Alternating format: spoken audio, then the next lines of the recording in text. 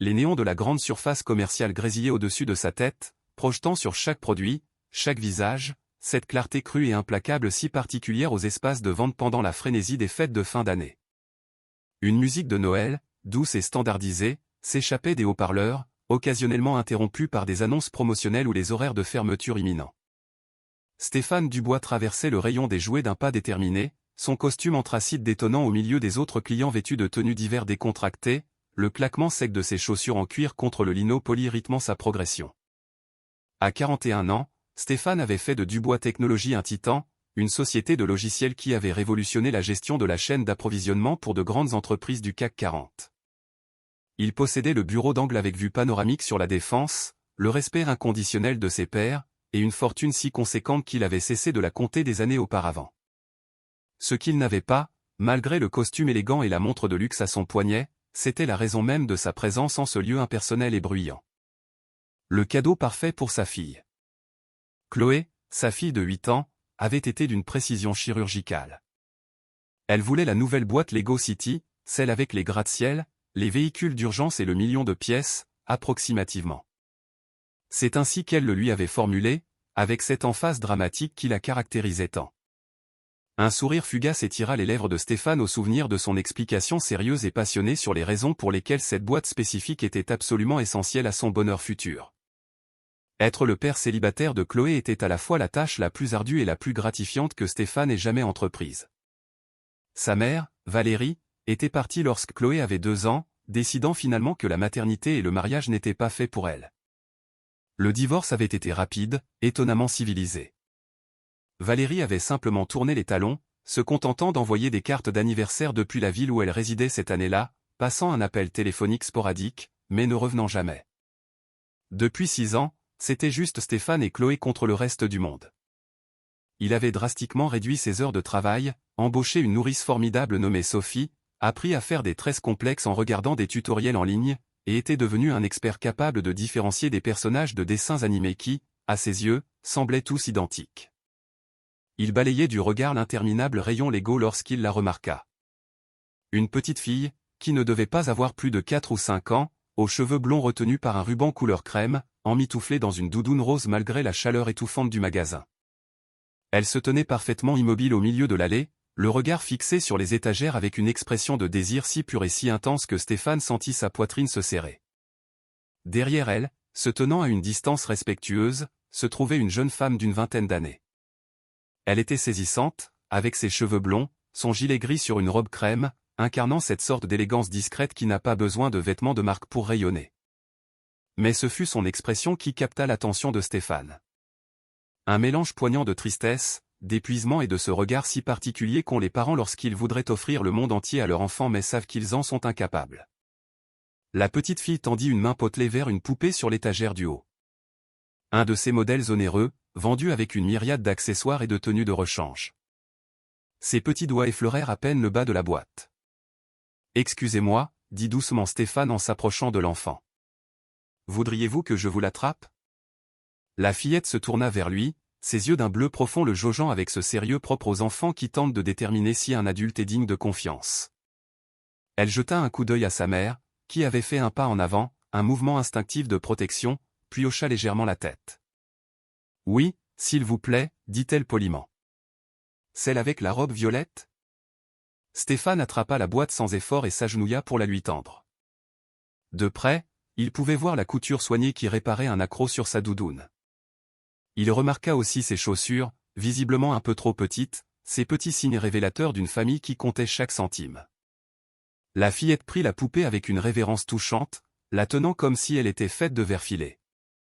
Elle la contempla un long moment, son petit visage un tableau de désir et d'émerveillement, puis ses yeux se posèrent sur l'étiquette de prix. Son expression s'effondra. « Maman dit que les vœux, ça ne marche pas, dit-elle soudainement, levant vers Stéphane un regard d'une intensité qui le surprit. Sa voix se fit murmure, comme si elle lui confiait un secret d'État. Elle dit qu'il faut être réaliste et reconnaissant pour ce qu'on a. Mais j'ai été très sage cette année et c'est bientôt Noël et je pensais que peut-être, elle s'interrompit, sa lèvre inférieure tremblant légèrement. Vous pouvez m'aider pour mon vœu ? Stéphane sentit quelque chose se fissurer en lui. Cet enfant, avec sa politesse méticuleuse et son espoir impossible, demandant de l'aide à un inconnu parce que sa propre mère lui avait déjà appris la dure vérité, les vœux, du moins ceux qui se réalisent dans les rayons de jouets, n'étaient pas pour elle. Avant que Stéphane ne puisse formuler une réponse, la femme s'avança précipitamment, les joues empourprées de gêne. « Léa, on en a déjà parlé. » Puis, se tournant vers Stéphane, « Je suis tellement désolée, elle ne voulait pas vous déranger. On ne fait que regarder aujourd'hui, mon cœur. Tu te souviens ? » « Mais maman, » commença Léa, ses yeux s'emplissant de larmes. « Pas de mais. On a déjà eu cette conversation. » La voix de la femme était douce mais ferme, le ton de quelqu'un qui avait répété ces mots bien trop souvent. Elle se tourna de nouveau vers Stéphane, et il vit la honte dans ses yeux, la fierté luttant contre un désespoir palpable. « Je vous prie d'excuser ma fille de vous avoir importuné. » Léa, dit au revoir au gentil monsieur. « Attendez, » dit Stéphane, restant à genoux au niveau de Léa. Il sentait que ce moment était une bifurcation, un de ces carrefours de l'existence où une décision peut tout changer. « Je m'appelle Stéphane. »« Et toi, comment t'appelles-tu » ?»« Léa, » murmura la fillette. « Léa Bertrand. »« Et voici ma maman, Manon. » Stéphane se releva lentement, croisant le regard de Manon.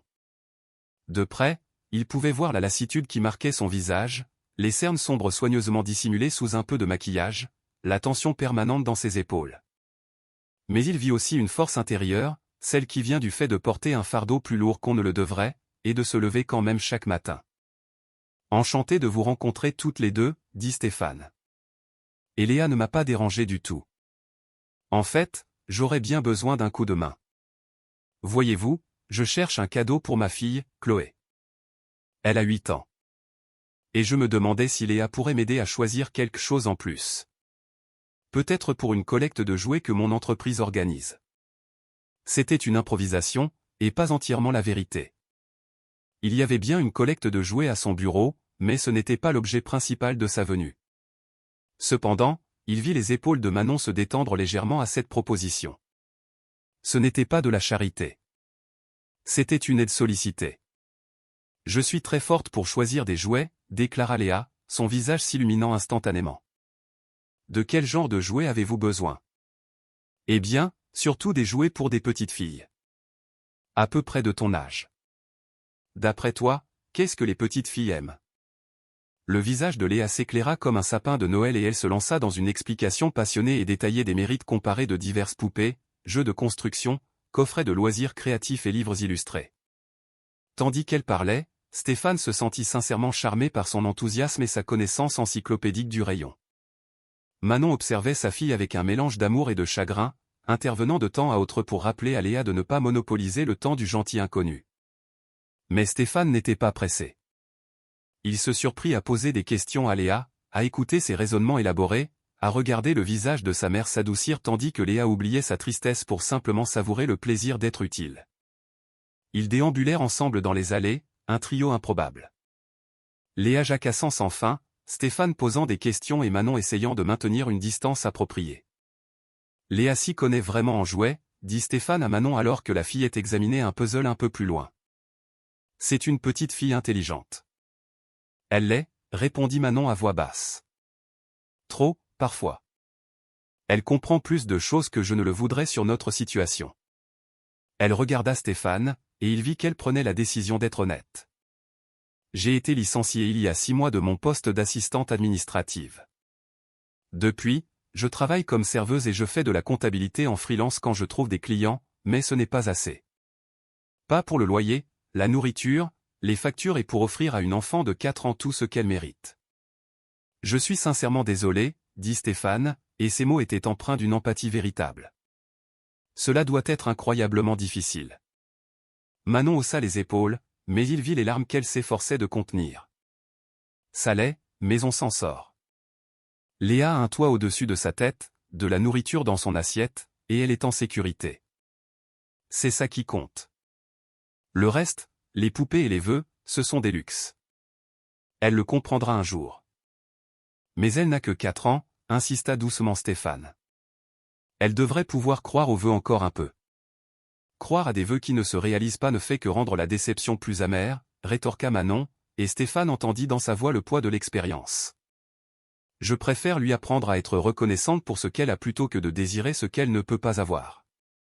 Stéphane comprenait la logique, mais quelque chose en lui se rebellait contre cette résignation. Non pas que Manon ait tort ou elle était pragmatique, protégeant sa fille d'une chute plus douloureuse, mais parce qu'il se souvenait de sa propre jeunesse, de sa propre pauvreté. Il se souvenait de ce que c'était que de désirer des choses qui semblaient impossibles. Les gens qui voyaient Stéphane Dubois aujourd'hui, le PDG accompli, riche au-delà de leurs rêves les plus fous, ne connaissaient pas le Stéphane Dubois de 9 ans, portant des vêtements de seconde main, mangeant à la cantine scolaire, regardant sa mère célibataire enchaîner 3 petits boulots pour à peine joindre les 2 bouts. Il ne connaissait pas l'instituteur qui avait remarqué son aptitude pour les mathématiques et les sciences, qui lui avait payé sa place dans un camp d'été de programmation, qui avait cru qu'il pouvait être plus que ce que ses circonstances suggéraient. Cet instituteur avait été son vœu exaucé, quelqu'un qui avait vu un potentiel et y avait investi sans rien attendre en retour. Léa revint vers eux en trottinant, un puzzle à la main. Celui-ci est bien parce qu'il y a des chiots et qu'il apprend à compter. Les chiots, c'est toujours bien. Un raisonnement solide, approuva Stéphane, plaçant le puzzle dans son caddie. Ils avaient accumulé une collection de jouets assez impressionnante, bien plus que ce que n'importe quelle collecte de jouets n'exigeait. Léa, tu m'as été d'une aide précieuse. Je crois que j'ai besoin d'une dernière chose. Un conseil sur les poupées. D'après toi, laquelle est vraiment la meilleure? Le visage de Léa devint grave. Elle le guida jusqu'à l'allée où ils s'étaient rencontrés, s'arrêtant devant la poupée qu'elle avait contemplée plus tôt. Celle avec la robe violette, les accessoires et l'étiquette de prix qui avaient fait s'évanouir son sourire. Celle-ci, dit Léa avec une conviction absolue. Parce qu'elle a un livre d'histoire avec elle, et l'histoire dit qu'elle part à l'aventure, qu'elle aide les gens et qu'elle est courageuse. Je pense que les filles qui jouent avec elle voudront être courageuses aussi. C'est une raison merveilleuse, dit Stéphane, ému. Il prit 2 boîtes sur l'étagère. Je pense que tu as raison. Je vais prendre celle-ci pour la collecte de jouets. Il en plaça une dans son caddie, puis se tourna vers Manon, qui observait la scène avec une gratitude méfiante. Et celle-là, dit-il en tendant la seconde boîte à Léa, est pour toi. Parce que tu m'as beaucoup aidé aujourd'hui, parce que tu avais raison sur le fait que c'est un bon jouet, et parce que chaque enfant mérite de voir son vœu se réaliser de temps en temps. Les yeux de Léa s'arrondirent jusqu'à devenir 2 soucoupes. Mais avant qu'elle ne puisse tendre la main, Manon s'interposa. Monsieur Dubois, j'apprécie sincèrement le geste, mais nous ne pouvons pas accepter. C'est beaucoup trop. C'est Stéphane, s'il vous plaît. Et pourquoi est-ce trop? Léa a fourni un service précieux. Une consultation en sélection de jouets. Dans mon entreprise, nous payons les consultants. Ceci est son paiement. Il improvisait à nouveau, cherchant un moyen de contourner la fierté de Manon. Un paiement, c'est de l'argent, pas un jouet cher, rétorqua Manon, la voix tendue. Je comprends que vous essayez d'être gentil. Mais je ne peux pas laisser ma fille penser que des inconnus lui offrent des choses chères sans raison. Maman, murmura Léa, sa main effleurant la boîte. Léa, non, dit fermement Manon, avant de se retourner vers Stéphane. Merci, vraiment. Mais apprendre à Léa qu'elle peut obtenir des choses en travaillant dur a plus de valeur que n'importe quel jouet. Si vous voulez la payer, un billet de 20 € serait généreux pour son temps. Stéphane vit le visage de Léa se décomposer. Il vit les larmes commencer à couler. Il vit les propres yeux de Manon s'embuer alors qu'elle maintenait la limite qu'elle jugeait juste. Il comprenait sa position. Il la respectait même. Mais il voyait aussi une petite fille dont le vœu était anéanti la veille de Noël. Et tout en lui se révoltait contre cela. Vous avez absolument raison, dit Stéphane, prenant une autre décision sur le champ.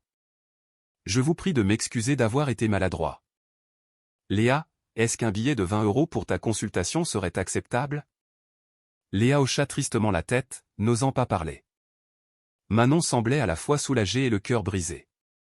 Stéphane sortit son portefeuille, en extirpa un billet de 20 € et le tendit à Manon plutôt qu'à Léa.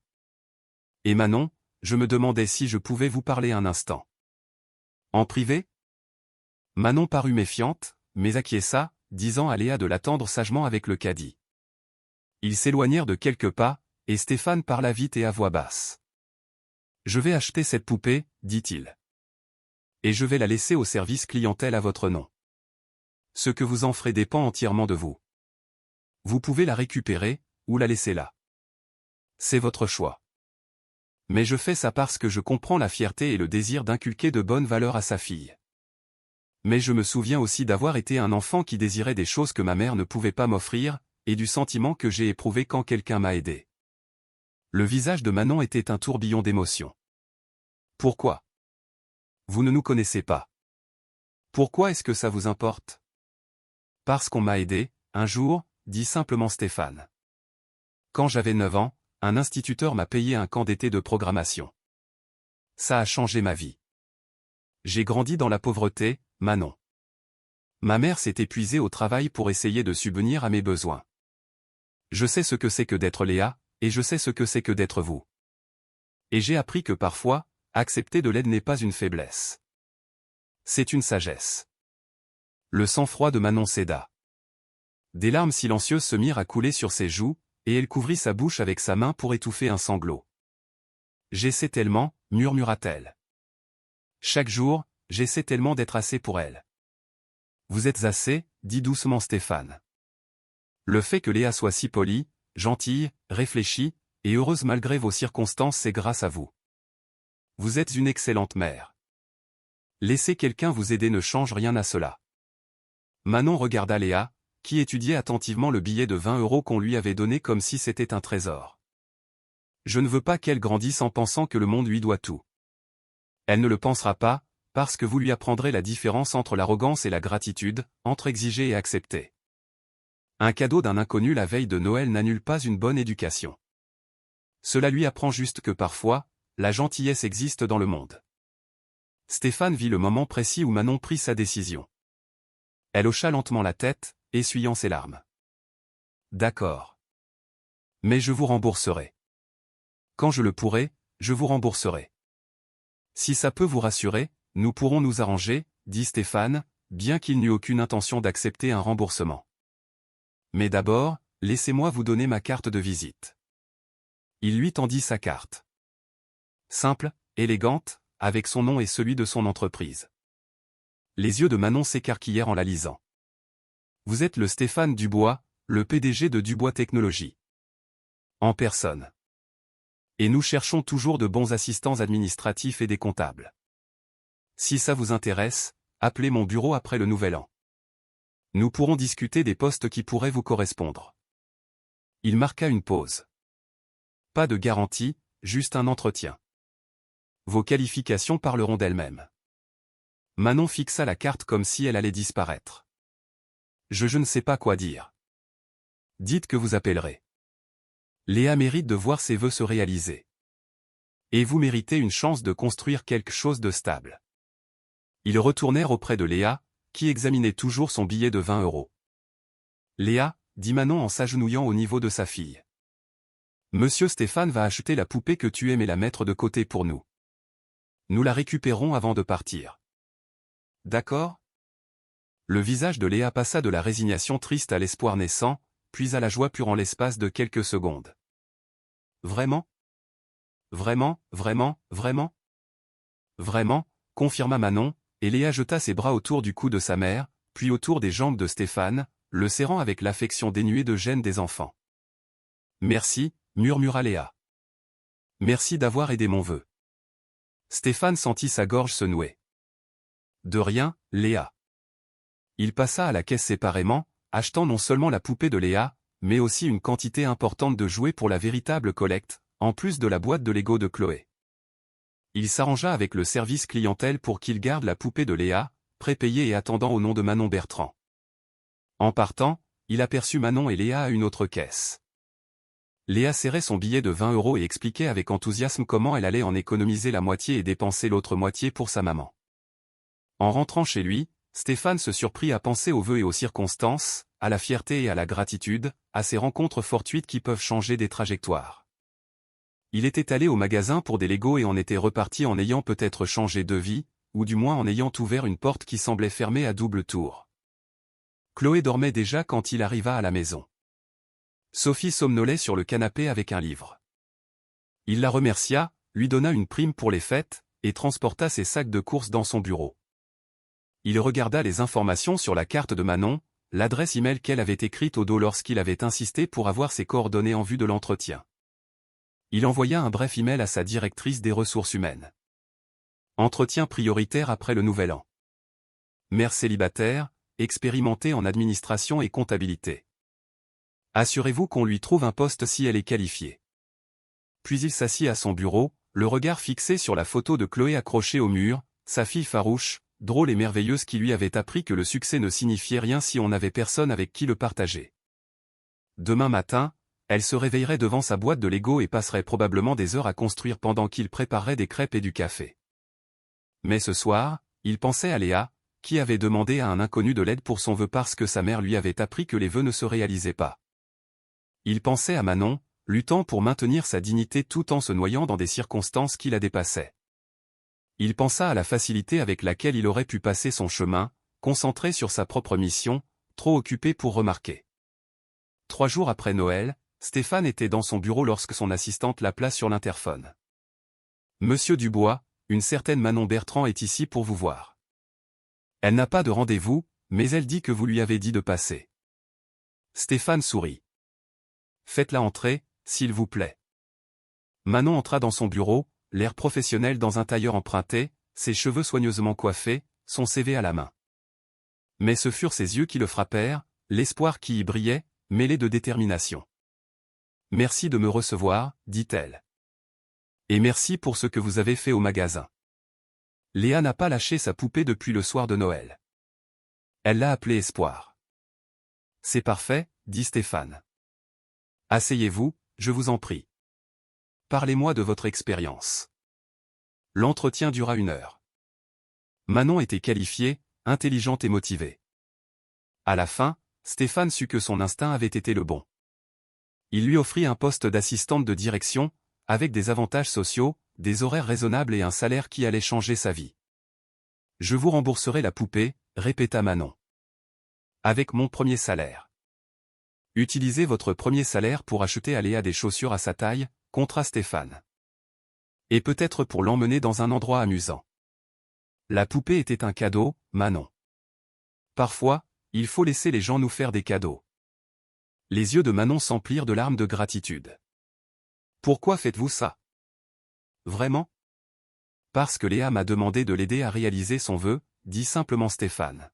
« Et parce que je crois que lorsque nous avons le pouvoir d'aider, nous avons la responsabilité de le faire. Et aussi, ajouta-t-il avec un léger sourire, vous êtes réellement qualifié pour ce poste. Je ne crée pas un emploi de charité. J'embauche quelqu'un qui va me faciliter la vie. Je ne vous décevrai pas, promis Manon. Je sais que non. 6 mois plus tard, Manon était devenue indispensable. Efficace, organisée, anticipant les besoins de Stéphane avant même qu'il ne les ait identifiés. Elle et Léa avaient emménagé dans un meilleur appartement. Léa s'épanouissait dans une bonne école maternelle. Manon avait même commencé à suivre des cours de gestion en ligne, parlant d'obtenir son diplôme. Et Chloé et Léa étaient devenues amies après que Stéphane eut organisé un après-midi jeu, observant avec amusement sa fille de 8 ans enseigner à Léa les subtilités de la construction en Lego, tandis que Léa montrait à Chloé comment prendre soin de sa collection de poupées. Un soir, après une journée particulièrement longue, Manon frappa à la porte du bureau de Stéphane. Il était tard, et ils étaient les derniers dans les locaux. « Entrez, » dit-il, relevant les yeux de ses dossiers. « Je ne voulais pas vous déranger, » commença-t-elle, « je voulais juste vous dire merci. Encore une fois. Pour tout. » Elle lui tendit son téléphone, affichant une photo de Léa sur une balançoire, riant aux éclats, le visage rayonnant d'un bonheur pur. « C'est à ça que ressemble un vœu exaucé, » dit doucement Manon. Stéphane sourit, un vrai sourire qui atteignit ses yeux. « Non, » répondit-il en regardant la photo, puis Manon, dont le visage n'était plus marqué par la fatigue mais par une confiance retrouvée. « C'est à ça que ressemble un nouveau départ. »